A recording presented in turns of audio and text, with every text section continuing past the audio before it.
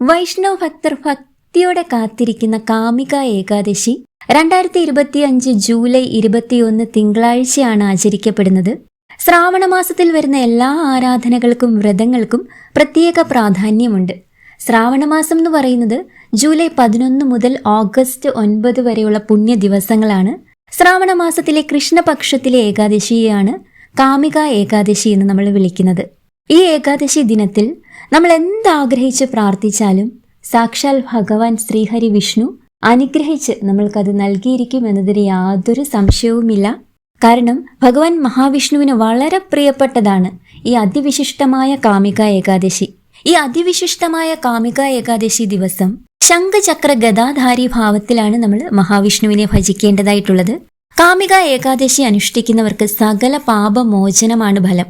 അതായത് നാം ഇന്നേ വരെ അറിഞ്ഞോ അറിയാതെയോ ചെയ്തിരിക്കുന്ന എല്ലാ പാപങ്ങളിൽ നിന്നും ഭഗവാൻ നമ്മളെ പൂർണ്ണമായി മോചിപ്പിച്ച് മരണാനന്തരം വൈകുണ്ഠം നമ്മൾക്ക് പ്രാപ്തമാക്കി തരുമെന്നാണ് വിശ്വസിക്കപ്പെടുന്നത്. അതിവിശിഷ്ടമായ ഈ കാമിക ഏകാദശി വ്രതം എങ്ങനെയാണ് അനുഷ്ഠിക്കേണ്ടത്, തിഥി, പാരണാസമയം, ഹരിവാസര സമയം, ഇതെല്ലാം പൂർണ്ണമായിട്ടും ഞാൻ വിശദീകരിക്കുന്നതാണ്.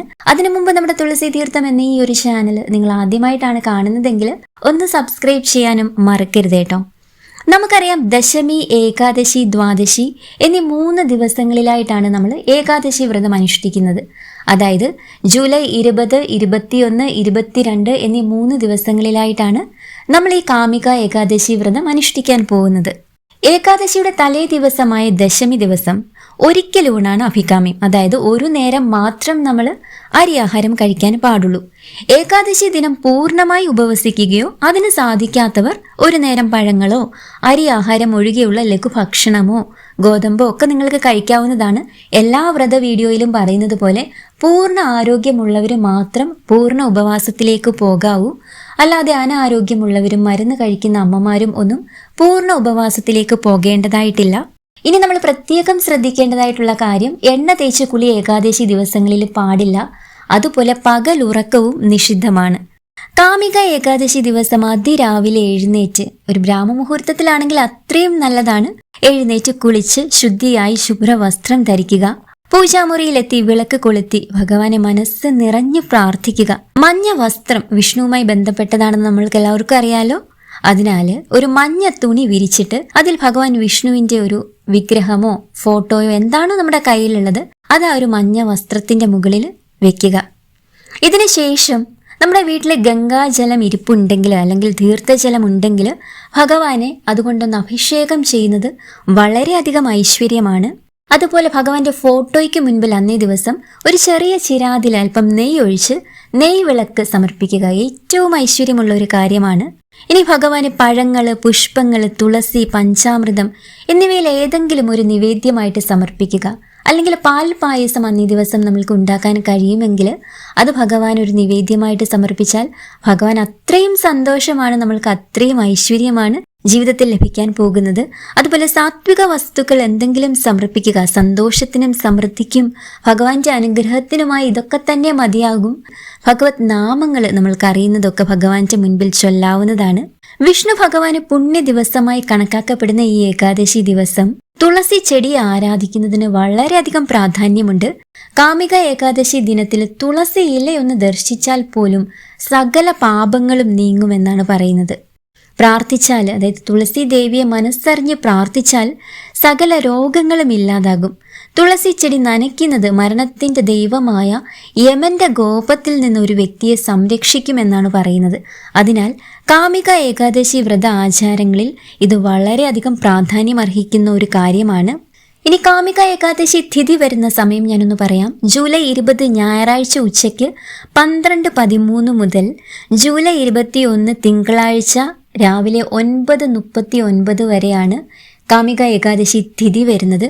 സാധിക്കുമെങ്കിൽ അന്നേ ദിവസം വിഷ്ണു ക്ഷേത്ര ദർശനം നടത്തുന്നത് വളരെയധികം ഉത്തമമാണ്. വിഷ്ണു സൂക്തമോ ഭാഗ്യ സൂക്തമോ പുരുഷ സൂക്തമോ കൊണ്ടുള്ള അർച്ചന നടത്തുകയും ചെയ്യുന്നത് ഏറ്റവും പുണ്യമാണ്. അന്നേ ദിവസം മുഴുവൻ അന്യചിന്തകൾക്കൊന്നും ഇടം നൽകാതെ തെളിഞ്ഞ മനസ്സോടെ ഭഗവത് മന്ത്രങ്ങളിൽ മുഴുകിയിരിക്കുക. വിഷ്ണു സഹസ്രനാമം ചൊല്ലുന്നത് അത്യുത്തമമാണ്. ഭാഗവതം, നാരായണീയം, ഭഗവത്ഗീത എന്നീ ഗ്രന്ഥങ്ങൾ പാരായണം ചെയ്യുകയോ ശ്രവിക്കുകയോ ചെയ്യുന്നതും ഏറ്റവും ഐശ്വര്യമാണ്. ഓം നമോ നാരായണായ, ഓം നമോ ഭഗവതേ വാസുദേവായ, രാമ രാമ രാമ രാമ രാമ രാമ പാഹിമാം, രാമപാദം ചേരണേ മുകുന്ദ രാമ പാഹിമാം. അങ്ങനെ നമ്മൾക്ക് അറിയാവുന്ന ഏറ്റവും സിമ്പിളായിട്ടുള്ള നാമങ്ങളൊക്കെ മതി. വലിയ വലിയ നാമങ്ങളും മന്ത്രങ്ങളും ഒന്നും ചൊല്ലണമെന്നില്ല. നമ്മൾക്ക് മനസ്സിൽ സാധാരണയായിട്ട് അറിയുന്ന നാമങ്ങളൊക്കെ ചൊല്ലുക. അന്യചിന്തകളൊന്നും മനസ്സിൽ വരാൻ പാടില്ല. ആവശ്യമില്ലാതെ ആരോടും ദേഷ്യപ്പെടാനോ ഒന്നും പാടില്ല എന്നുള്ളതാണ് നമ്മൾ ഏറ്റവും അധികം ഈ വ്രത ദിവസങ്ങളിലൊക്കെ ശ്രദ്ധിക്കേണ്ടതായിട്ടുള്ള ഒരു കാര്യം. സാത്വിക ഭാവം എപ്പോഴും നമ്മുടെ ചിന്തയിലും മനസ്സിലും നാവിലും എല്ലാം, അതായത് പ്രവൃത്തിയിലും എല്ലാം ഉണ്ടാവേണ്ടതായിട്ടുള്ള ഒരു ദിവസങ്ങളാണ് വ്രതം നോൽക്കുന്ന ദിവസങ്ങൾ എന്ന് പറയുന്നത്. അല്ലാതെ നമ്മൾ ആഹാര കാര്യത്തിൽ മാത്രം മത്സ്യമാംസാദികൾ കഴിക്കാതെ അല്ലെങ്കിൽ പൂർണ്ണമായും പട്ടിണി ഇരുന്നിട്ട് എന്നാൽ മറ്റുള്ളവരുടെ അടുത്ത് മോശം വാക്കുകൾ സംസാരിക്കുകയോ അവരുടെ മനസ്സ് വിഷമിപ്പിക്കുന്ന എന്തെങ്കിലും ഒരു വാക്ക് നമ്മുടെ നാവിൽ നിന്ന് വന്നാലോ, ഇതൊന്നും ഒട്ടും അഭികാമ്യമല്ല. ഈ വ്രത ദിവസങ്ങളിൽ മാത്രമല്ല, സാധാരണ ദിവസങ്ങളിലാണെങ്കിലും ഇതെല്ലാം നിങ്ങൾ ഈ വ്രത ദിവസങ്ങളിൽ പ്രത്യേകം ശ്രദ്ധിക്കേണ്ടതായിട്ടുണ്ട്. ഇനി കാമിക ഏകാദശി ദിവസം വളരെ പ്രാധാന്യമുള്ള ഒരു കാര്യമാണ് തുളസി പൂജ എന്ന് പറയുന്നത്. നമ്മൾ മിക്ക ഏകാദശികളിലും തുളസി പൂജ വളരെ പ്രാധാന്യമാണെന്ന് പറയുന്നുണ്ട്. കാരണം ഭഗവാൻ അത്രമേൽ പ്രിയപ്പെട്ടതാണ് തുളസി ദേവി. പ്രത്യേകിച്ച് ഈ കാമിക ഏകാദശി ദിവസം തുളസി ദേവിക്ക് വളരെയധികം പ്രാധാന്യമുണ്ട്. കാമിക ഏകാദശി ദിനത്തിൽ തുളസി പൂജ എന്ന് പറയുന്നത് വളരെ പ്രധാനമാണ്. മന്ത്രജപത്തോടെ തുളസിക്ക് നമ്മൾ പ്രദക്ഷിണം വെച്ച് തീർത്ഥം ചുവട്ടിലൊഴിച്ച് തൊട്ടു തൊഴുതാൽ സർവ്വരോഗ ദുരിതങ്ങളും പാപശാന്തിയുമാണ് ഫലം. ഈ സവിശേഷ ദിനത്തിൽ ഭഗവാന് നമ്മൾ രാവിലെ ഒരു നെയ്യ് വിളക്ക് സമർപ്പിക്കുന്ന കാര്യം ഞാൻ നേരത്തെ പറഞ്ഞു. അതും നിങ്ങൾ മുടക്കം വരുത്താൻ പാടില്ല. അതീവ ശ്രേഷ്ഠമാണ്. അതായത് നിങ്ങൾ മുടങ്ങിക്കിടക്കുന്ന എന്തെങ്കിലും ഒരു കാര്യം ഈ കാമിക ഏകാദശി ദിനത്തിൽ മനസ്സിൽ ആഗ്രഹിച്ച് ഭഗവാനോട് പ്രാർത്ഥിച്ച് നെയ്വിളക്ക് സമർപ്പിച്ചാൽ, അതായത് നമ്മുടെ വീട്ടിൽ പൂജാമുറിയിൽ ചെയ്യേണ്ട ഒരു കാര്യമാണ്. ക്ഷേത്രത്തിൽ പോകണം എന്ന് പോലുമില്ല. ഭഗവാൻ അത് നിവർത്തിച്ചു തരുമെന്നതിന് യാതൊരു സംശയവുമില്ല. അത്രയും വിശിഷ്ടമായ ഒരു ഏകാദശിയാണ് ഈ കാമിക ഏകാദശി എന്ന് പറയുന്നത്. നമ്മൾ തുളസിക്ക് പ്രദക്ഷിണം വെക്കുന്ന കാര്യം പറഞ്ഞു. തുളസിക്ക് പ്രദക്ഷിണം വെക്കുമ്പോൾ 3 പ്രദക്ഷിണം വെക്കാൻ ശ്രദ്ധിക്കുക. തുളസി മന്ത്രം ജപിച്ചുകൊണ്ട് നമ്മൾക്ക് തുളസിക്ക് പ്രദക്ഷിണം വെക്കാവുന്നതാണ്. പ്രസീദ തുളസി ദേവി പ്രസീദ ഹരിവല്ലഭി ക്ഷീരോദ മദനോത്ഭുതേ തുളസിത്വം നമാമ്യഹം. ഈ മന്ത്രം ചൊല്ലിക്കൊണ്ട് നമുക്ക് തുളസി ദേവിക്ക് 3 തവണ പ്രദക്ഷിണം വെക്കാവുന്നതാണ്. അതുകൂടാതെ ഏകാദശി ദിനത്തിൽ സന്ധ്യാസമയത്ത് നമുക്ക് തുളസി ദേവിക്ക് ആ തുളസി ചെടിയുടെ ചുവട്ടിൽ നമ്മൾക്കൊരു നെയ്യ് വിളക്ക് സമർപ്പിക്കുന്നതും ഏറ്റവും ഐശ്വര്യമാണ്. ദശമി, ഏകാദശി, ദ്വാദശി ദിവസങ്ങളിൽ വിഷ്ണു ഗായത്രി ജപിക്കുന്നത് വളരെ ഐശ്വര്യമാണ്.